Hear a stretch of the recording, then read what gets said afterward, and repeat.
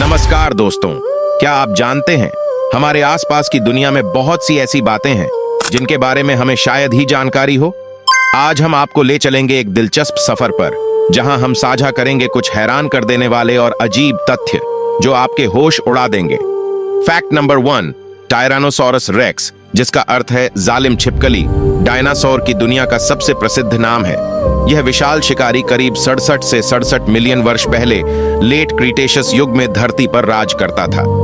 कहा जाता है कि टी रेक्स एक शिखर शिकारी था, लेकिन कुछ वैज्ञानिकों का मानना है कि यह एक स्कैवेंजर यानी मृतजीव भक्षी भी हो सकता था। टी रेक्स के अगले पैर छोटे जरूर थे, लेकिन बेहद मजबूत थे। ये शायद संभोग, भोजन करने या आराम की स्थिति से उठने में मदद के लिए इस्तेमाल किए जाते थे। इसके पिछले पैर लंबे और शक्तिशाली थे, जो इसे दौड़ने में सक्षम बनाते थे, और इसकी लंबी और भारी पूंछ यह सिर और शरीर के विशाल वजन को संतुलित करने का काम करती थी। टी रेक्स का पहला आंशिक कंकाल 1900 में अमेरिका में खोजा गया था। तब से अब तक 30 से अधिक कंकाल खोजे जा चुके हैं। इन खोजों ने वैज्ञानिकों को इन प्राचीन सरीसृपों के जीवन के बारे में अनमोल जानकारी दी है। पहले माना जाता था कि इसकी पूंछ शरीर को सहारा देती थी, लेकिन अब यह साबित हो चुका है कि जब टी रेक्स चलता था तो उसकी रीढ़ लगभग क्षैतिज होती थी। टायरानोसॉरस रेक्स, डायनासोर की दुनिया का बेताज बादशाह। फैक्ट नंबर 2, मधुमक्खियां, प्रकृति का एक अद्भुत तोहफा जो न केवल शहद बनाती हैं, बल्कि पूरी पारिस्थितिकी तंत्र को जीवित रखने में अहम भूमिका निभाती है। आज हम आपको इनके जीवन के अनोखे सफर पर लेकर चलेंगे। मधुमक्खियां उपनिवेश बनाती हैं। इन कॉलोनियों की प्रमुख होती है रानी मधुमक्खी। इसका पेट बड़ा होता है क्योंकि यह लगातार अंडे देती है। रानी मधुमक्खी के अंडे नर मधुमक्खियों, जिन्हें ड्रोन कहा जाता है, के साथ संभोग के दौरान निषेचित हो सकते हैं। ड्रोन का पेट मजबूत होता है, जिससे इसे श्रमिक मधुमक्खी से अलग पहचानना आसान हो जाता है। दिलचस्प बात यह है कि ड्रोन के पास डंक नहीं होता। श्रमिक मधुमक्खियां ब्रूड यानी अंडे और लार्वा की देखभाल करती हैं, अमृत इकट्ठा करती हैं और अपने डंक से छत्ते की रक्षा करती हैं। जब मधुमक्खी डंक मारती है तो उसका डंक और विष ग्रंथि शरीर से बाहर निकल जाती है और इसके बाद मधुमक्खी मर जाती है। यह अपने छत्ते के लिए अपना जीवन बलिदान कर देती है। रानी मधुमक्खी अपने अंडे एक कोशिका में देती है।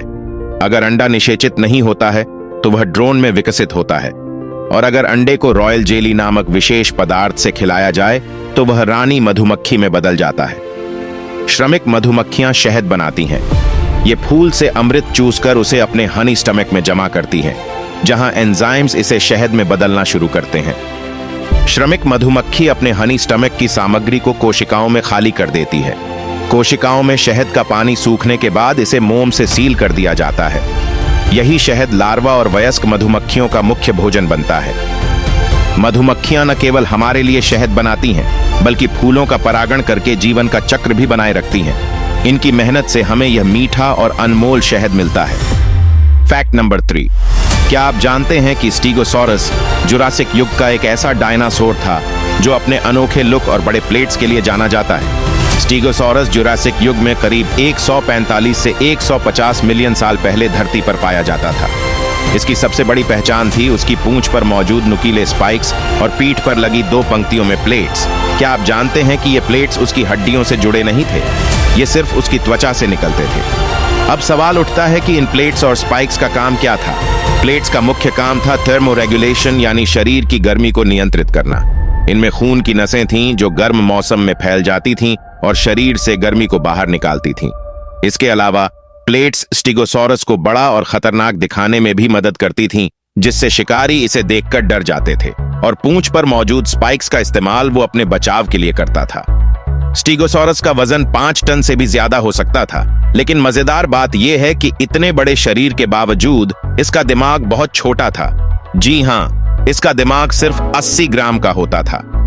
स्टीगोसॉरस शाकाहारी था और ये जमीन के पास उगने वाले पौधों को खाता था। इसके पास बिना दांत वाली बीक और गालों में छोटे छोटे टीथ होते थे जो इसे खाने में मदद करते थे। स्टीगोसॉरस डायनासोर की दुनिया का एक अनोखा और लोकप्रिय सदस्य है। आपने इसे जुरासिक पार्क जैसी कई फिल्मों में भी देखा होगा। सच में स्टीगोसॉरस डायनासोर की दुनिया का एक सुपरस्टार है। फैक्ट नंबर 4, ट्राइसेराटॉप्स लगभग 65 से 70 मिलियन साल पहले क्रीटेशियस युग के दौरान पृथ्वी पर घूमते थे। इसका नाम 3 सींगों वाला चेहरा से आता है, जो इसके सिर पर 3 विशिष्ट सींगों से संबंधित है, 2 आंखों के ऊपर और एक नाक पर। इन सींगों के साथ साथ इसके सिर के पीछे बड़ा बारीक फ्रिल भी महत्वपूर्ण कार्य करता था। ये सींग शिकारियों से रक्षा के लिए उपयोग किए जाते होंगे, साथ ही प्रजनन प्रदर्शन में भी मदद करते होंगे। फ्रिल, जो शायद प्रभुत्व स्थापित करने में महत्वपूर्ण था, ट्राइसेराटॉप्स के झुंडों के भीतर सामाजिक व्यवहार यानी पदक्रम में भी महत्वपूर्ण भूमिका निभाता होगा। ट्राइसेराटॉप्स एक शाकाहारी डायनासोर था, जो मुख्य रूप से पौधों पर निर्भर था। यह अपनी तेज चोंच का उपयोग पौधों को फाड़ने के लिए करता था। इसके आहार में मुख्य रूप से अंडरस्टोरी से आने वाले पौधे शामिल थे, वो पौधे जो पेड़ की छांव के नीचे उगते हैं। लेकिन यह सिर्फ झाड़ियां तक सीमित नहीं था। ट्राइसेराटॉप्स इतने मजबूत थे कि यह पेड़ों को गिराकर उनके पत्ते भी खा सकते थे।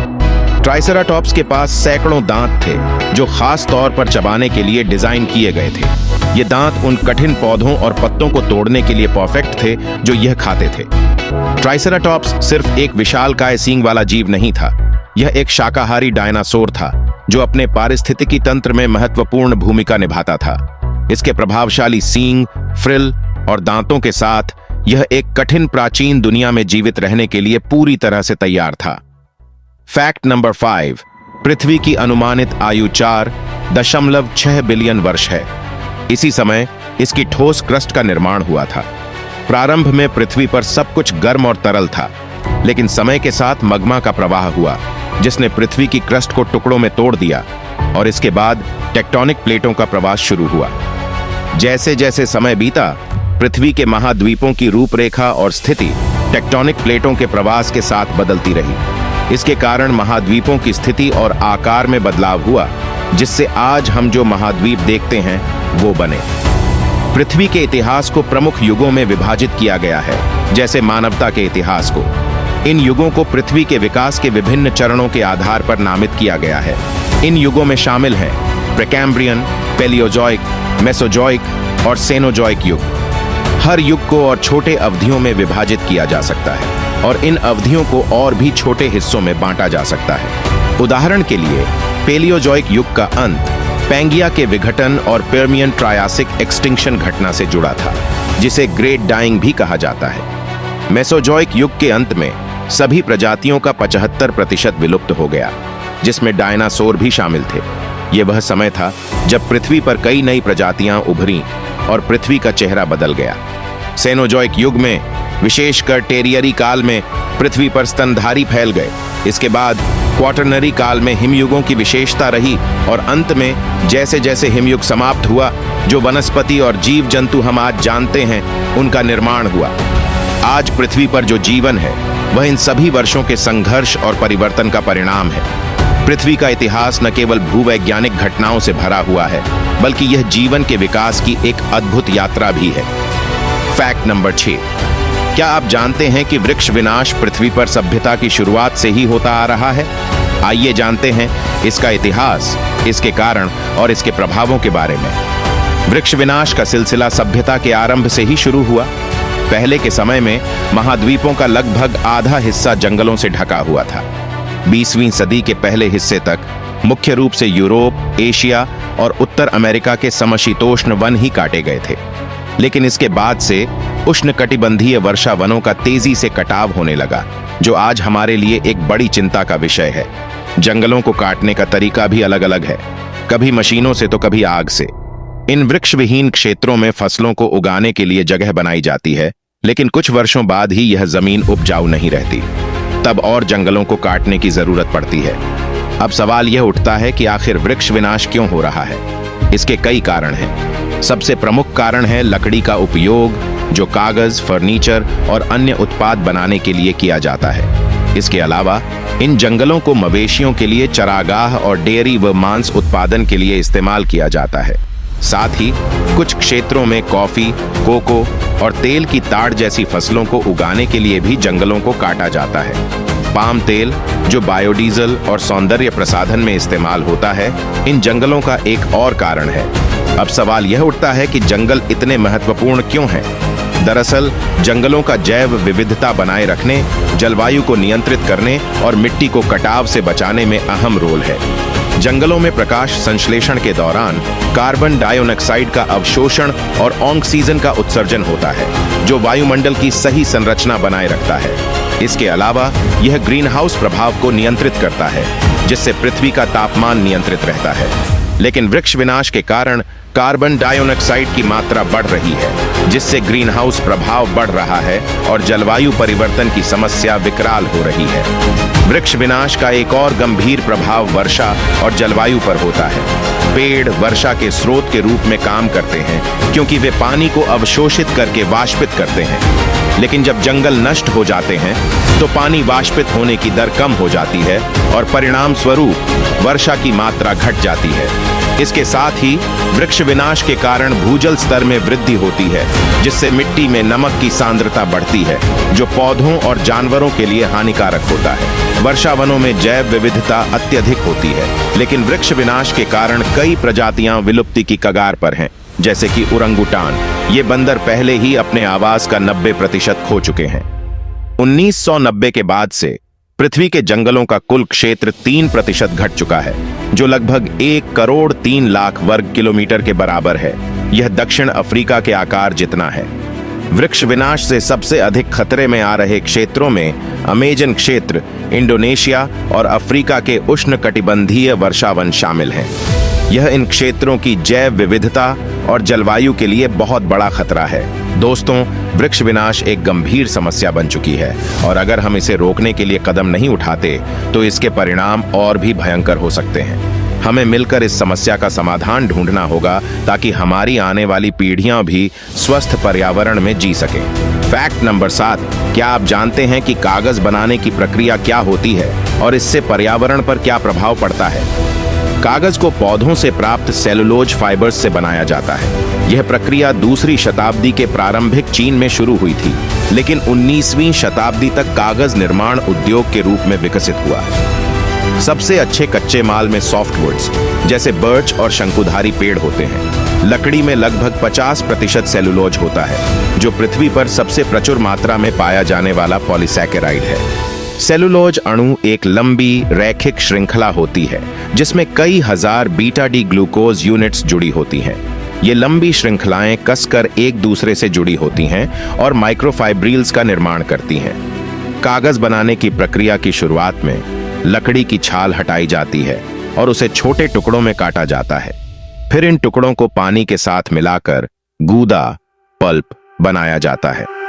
इसके बाद रासायनिक पदार्थ गूदे में मिलाए जाते हैं और मिश्रण को एक दाबित उपकरण में उबाला जाता है, ताकि सेलुलोज फाइबर्स को लिग्निन से अलग किया जा सके। गूदा छानने के बाद इसे और साफ किया जाता है और परिष्कृत किया जाता है।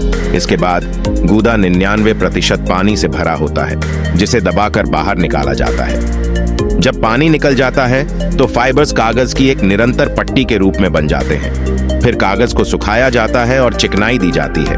आखिरकार इसे रोल्स में लपेटा जाता है और प्रसंस्करण संयंत्रों में भेजा जाता है। आज के समय में कागज हमारे जीवन का अभिन्न हिस्सा बन चुका है। कागज से बनी चीजें जैसे किताबें, बैंक नोट्स और रैपिंग पेपर हमारे रोजमर्रा के जीवन में उपयोग होती हैं। लेकिन क्या आप जानते हैं कि कागज का निर्माण और उपयोग पर्यावरण पर गंभीर प्रभाव डालता है? कागज बनाने की प्रक्रिया न केवल भारी मात्रा में लकड़ी का उपयोग करती है, बल्कि यह पानी और ऊर्जा की भी भारी खपत करती है। 1 किलोग्राम कॉपी पेपर बनाने के लिए लगभग 2.5 किलोग्राम लकड़ी और 100 लीटर पानी की आवश्यकता होती है।